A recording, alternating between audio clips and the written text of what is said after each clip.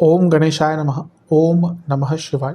मैं निखिल ज्योतिषाचार्य आप सभी का मेरे चैनल पर पुनः स्वागत करता हूं। आशा करता हूं कि आप सभी स्वस्थ होंगे। महादेव की कृपा आप सभी पर सदैव बनी रहे। ये वीडियो वृश्चिक यानी कि स्कॉर्पियो के लिए बहुत विशेष है, क्योंकि वीडियो है आने वाले सप्ताह यानी कि 26 मई से 1 जून 2025 के साप्ताहिक राशिफल के बारे में। कैसा रहेगा आने वाला सप्ताह वृश्चिक के लिए, स्कॉर्पियो के लिए। जो मेरा साप्ताहिक राशिफल होता है वो प्रमुखतः चंद्रमा और उनकी गति पर आधारित होता है। चंद्रमा एक ऐसे विशेष ग्रह हैं जो बहुत तेज गति से भागते हैं। करीबन 2.25 से 2.5 दिन में राशि बदल लेते हैं। तो स्वाभाविक है कि पूरा हफ्ता जो कि 7 दिन का होता है उस पर चंद्रमा कई बार राशि बदलेंगे। मन के कारक है और उनकी विशेषता ये भी है कि जिस भाव में जाते हैं उसको एक्टिवेट कर देते हैं। इसलिए डे टू डे एक्टिविटीज़ पर उनका इम्पैक्ट बहुत होता है। इसलिए साप्ताहिक राशिफल की विशेषता बहुत होती है। क्या प्रभाव रहेगा आने वाले सप्ताह में चंद्रमा का और उनके गोचर का हमारे जीवन पर, बाकी ग्रहों के साथ उनका इम्पैक्ट क्या रहेगा, इसको समझने के लिए ज्योतिषीय माध्यम से थोड़ी सी गाइडेंस प्राप्त करने के लिए साप्ताहिक राशिफल अति विशेष होता है। यदि आपकी लग्न राशि या चंद्र राशि वृश्चिक है, दोनों ही गाइडेंस के लिए इस राशिफल को देख सकते हैं। जहाँ से आपको ज़्यादा सूट करता है, रिलेट करता है, वहाँ से देखिए। व्यक्तिगत तौर पर मेरा मानना है लग्न राशि से देखेंगे तो अच्छा। इनकेस नहीं पता तो आप अपनी चंद्र राशि से भी इसको देख सकते हैं। शुरू करते हैं। चंद्रमा आपके छठे भाव को छोड़कर आपके सप्तम भाव में यानी कि वृषभ में प्रवेश कर जाएंगे। ये होगा 26 तारीख को दिन के 2 बजे के आसपास और 28 तारीख दिन के 2 तक यहीं पर रहेंगे। सप्तम के चंद्रमा वैसे तो न्यूट्रल होते हैं, लेकिन यहाँ पे वो उच्च की अवस्था के हो गए। दूसरा वो भाग्येश हैं, त्रिकोण के स्वामी यानी कि केंद्र में आ गए तो राजयोग बन गया। उनकी जो युति है वो एक केंद्र के स्वामी के साथ हो रही है यानी कि सूर्य के साथ, यानी कि ये एक प्रकार का और राजयोग हो गया। और उनकी एक युति लाभेश से हो रही है बुध के साथ, यानी कि ये लाभ योग भी बन गया। तो चंद्रमा बहुत अच्छी स्थिति में यहाँ पर है, क्योंकि ये जो बुध हैं जो लाभ स्थान के स्वामी हैं ये अष्टमेश भी हैं और चंद्रमा क्या है, भाग्येश है। तो अचानक से जीवन में बहुत मौके आ सकते हैं। सप्तम भाव में बैठे हैं, सूर्य के साथ है, यानी कि प्रमोशन का योग भी बनता है, क्योंकि सूर्य खुद 10वें घर के स्वामी और 10वें से 10वें बैठे हैं। और क्योंकि नवम के स्वामी है चंद्रमा, तो ट्रांसफर्स भी हो सकती हैं, यानी कि करियर में आगे बढ़ने के मौके, बिजनेस में अचानक से धन प्राप्ति के मौके, और जीवन में भी अचानक से पद प्राप्ति, कुछ नाम बनना, कोई पहचान बनना, कोई मौका मिलना, इन सब के योग यहाँ पर आपके बहुत श्रेष्ठ बन जाते हैं। तो जो हफ्ते का शुरुआती भाग है अच्छा है, लेकिन चंद्रमा सूर्य साथ में अमावस्या दोष, बुध अष्टमेश और चंद्रमा बुध कन्फ्यूजन, और शनि का प्रभाव विषदोष, यानी कि मैरिड लाइफ में इसकी प्रॉब्लम आ सकती है। और यहाँ पे ना अगर समय थोड़ा सा अच्छा नहीं चल रहा तो कुछ लोग झूठे आरोप भी आप पर लगाने की कोशिश करेंगे। तो थोड़ा सा केयरफुल अवश्य रहेगा। टाइम बुरा नहीं है, लेकिन सेंसिटिव अवश्य है। किसी की बातों में नहीं आना, अपनी इमेज को लेकर काफ़ी ध्यान दीजिएगा। और जब अच्छा फील नहीं कर रहे तो बातचीत नहीं कीजिएगा। नवांश कुंडली बता रही है कि एक फ्लो लाना पड़ेगा जीवन में। एक ऐसा लगता है कि आप स्टार्ट चीज़ों को करते हैं फिर बीच में रुक जाते हैं, इस पर ध्यान दीजिए। दशांश कुंडली कार्य क्षेत्र में ठीक है, थोड़ा सा और समझने का मौका मिलेगा काम को। बिजनेस में तो बहुत शुभ है, पैसा आएगा, एक प्रकार से भाग्य का भरपूर साथ मिलेगा। लव लाइफ की जहाँ तक बात है यहाँ पे भी ठीक है, चीज़ें आगे बढ़ेंगी, स्टैग्नेशन से दूर होंगे। वैवाहिक जीवन यहाँ पे प्रॉब्लम है, कंटेंटमेंट रखिएगा, ध्यान भी भटकेगा और दिक्कतें बहुत दिख रही हैं। स्टूडेंट्स, आपको ना थोड़ा रिसर्च करना पड़ेगा, थोड़ा गहनता से अपने सब्जेक्ट्स को समझना पड़ेगा, जिसकी कमी दिख रही है। सेहत की जहाँ तक बात है, लिवर, गॉल ब्लैडर आदि की कोई दिक्कत है तो परेशानी बढ़ेगी। हड्डियों के रोग तंग करेंगे। सर्वाष्टक में आपका पंचम भाव अत्यंत बली है, पैसा आएगा, लक्ष्मी स्थान बली है और भाग्य का भी साथ मिलेगा, लेकिन ओवर थिंकिंग कहीं ना कहीं बहुत ज़्यादा आपके अंदर दिख रही है। 28 तारीख शाम के दिन के 2 बजे के आसपास चंद्रमा राशि बदलेंगे और आपके अष्टम भाव में आ जाएंगे, यानी कि मिथुन में। और 30 तारीख शाम के 4 तक यहीं पर रहेंगे। चंद्रमा का अष्टम में आना कोई बहुत अच्छा नहीं माना जाता। यहाँ पर गजकेसरी योग बन रहा है, क्योंकि गुरु चंद्रमा साथ में है।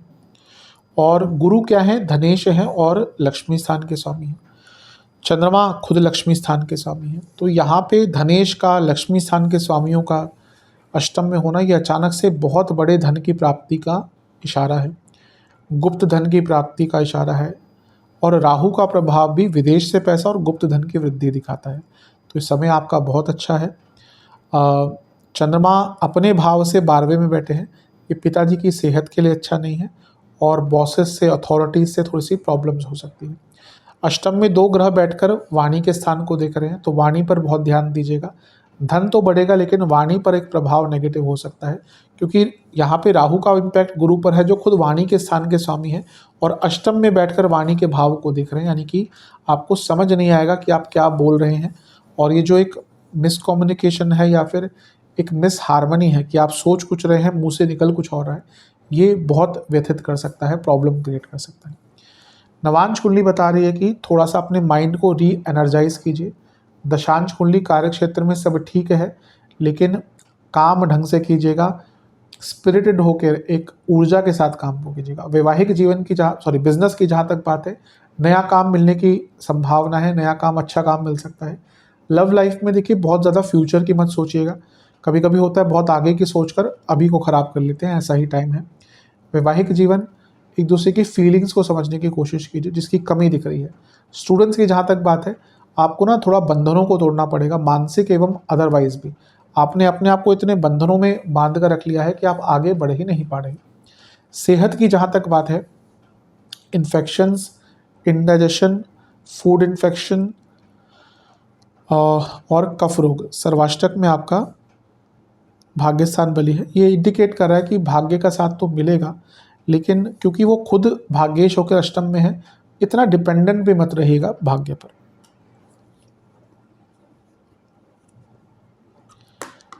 30 तारीख शाम के 4 बजे के आसपास चंद्रमा राशि परिवर्तन करेंगे और आपके नवम भाव यानी कि भाग्य स्थान में जाकर बैठ जाएंगे और सप्ताह के अंत तक यहीं पर रहेंगे। चंद्रमा का नवम भाव में आना तो बहुत अच्छा होता है, ऊपर से वो खुद की राशि में आ गए, ये और भी अच्छा है। भाग्य का भरपूर साथ प्राप्त होगा। ये लक्ष्मी स्थान है, लक्ष्मी स्थान के स्वामी आ गए, पैसा आएगा। और यहाँ पर लग्नेश भी साथ में है, तो ये भाग्य और लग्नेश ये साथ में बैठे हैं भाग्य स्थान में, यानी कि भाग्य की वृद्धि, भाग्य में बढ़ोतरी, बहुत अच्छा योग बन रहा है, इसका लाभ उठाइएगा। चंद्र मंगल योग अपने आप में लक्ष्मी कारक होता है। मैं ये हमेशा कहता हूँ कि ये लक्ष्मी योग होता है या धन का योग होता है, लेकिन हाँ, जो लोग थोड़ा सा नॉर्मल से हटकर काम करते हैं उनके लिए और भी अच्छा होता है, अनकन्वेंशनल काम है आपका। अब मंगल जो है वो छठे घर के स्वामी भी हैं और चंद्रमा भाग्येश है, और इनकी युति भाग्य स्थान में। कोई लीगल काम अटक रहा था वो भी पूर्ण होगा। और लग्नेश है मंगल और चंद्रमा गति प्रदान करने वाले ग्रह हैं और भाग्य स्थान में बैठे, यानी कि कोई ऐसे काम जो बस अटके ही जा रहे थे, उसमें कुछ बल ही नहीं मिल रहा था, कुछ काम ही नहीं बन रहे थे, वो कार्य पूर्ण हो सकते हैं। तो एक प्रकार से ये बहुत अच्छा है, लेकिन चंद्र मंगल योग है तो गुस्सा रहेगा। मंगल नीच के है, नवम भाव में है जो पंचम से पंचम है, यानी कि सोचने के तौर तरीके पे प्रभाव। और लग्नेश है मंगल, बॉसेस से आर्गुमेंट्स रहेंगे, बढ़ेंगे, बल्कि अचानक से आप देख रहे हैं यहाँ पे बॉसेस से बहुत बड़े मतभेद हो सकते हैं। पिताजी की सेहत के लिए अच्छा नहीं है, पिताजी से बहुत मतभेद हो सकते हैं, अथॉरिटीज से प्रॉब्लम हो सकती है। और चंद्रमंगल योग है कि इतना गुस्सा, फालतू की जगहों पर एग्रेशन दिखाएंगे आप, इसका भी बुरा प्रभाव। और अब मंगल यहाँ पे नीच के हैं, चंद्रमा आ गए, ये कभी कभी एक्सीडेंट या इंजरी का योग भी बनाता है। तो जहाँ एक और तो बहुत अच्छी चीज़ें भी हो रही हैं, वहीं पर इन सब चीज़ों पर भी आपको बहुत ध्यान देने की आवश्यकता है।